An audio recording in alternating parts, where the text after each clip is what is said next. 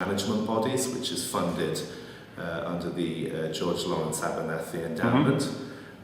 That's a 3-year project, and it's something that I think is of interest to both SAIS students and University of Bologna students, law students in particular, because it's one of those borderline topics that sort of has a lot of legal implications, but of course a lot of implications in terms of political science as well. We will be organising a workshop on the 11th of April, which basically with that workshop we'll be presenting the results of the research that we've been carrying out. It's in particular again focused on countries that are in a transition to democracy. So the areas have been Asia, Central and Eastern Europe, and also we've been looking at some of the Latin American countries as well. And you mentioned the trip to Sarajevo and some SAIS students participated in that trip. How else is the center relevant to SAIS students? It's very relevant. I mean, we have about 10 interns from SAIS every year working with us in various ways. What kind of work do they do for you? Mainly work related to the research projects that we're doing. So we have a group of students, and over these last 3 years we've had a group of students that have been helping us with the research on electoral management bodies. They've been doing some great work. We have some students this year that are working on Afghanistan, Iraq, East Timor, just to mention 3 countries that we've been focusing on.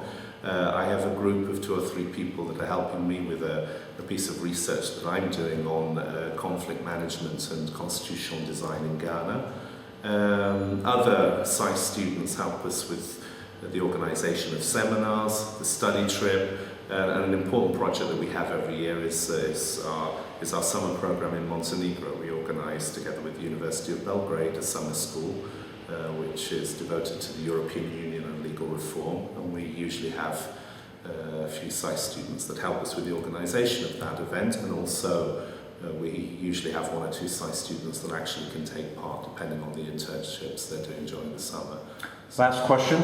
In a given year, how many students from SAIS do you think are involved one way or another in the center? Either you mentioned internships, travel, seminars that you hold as participants or as observers. What's your, out of the 190, 95 odd students we have, how many of them would be involved? Well, I think if we include obviously all the lectures and seminars that we organise and the conferences, I think over half the students are involved.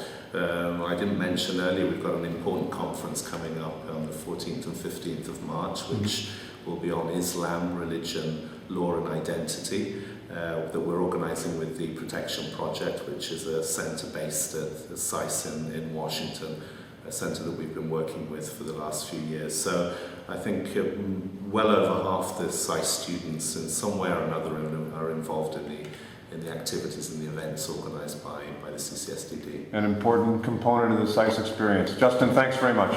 Pleasure.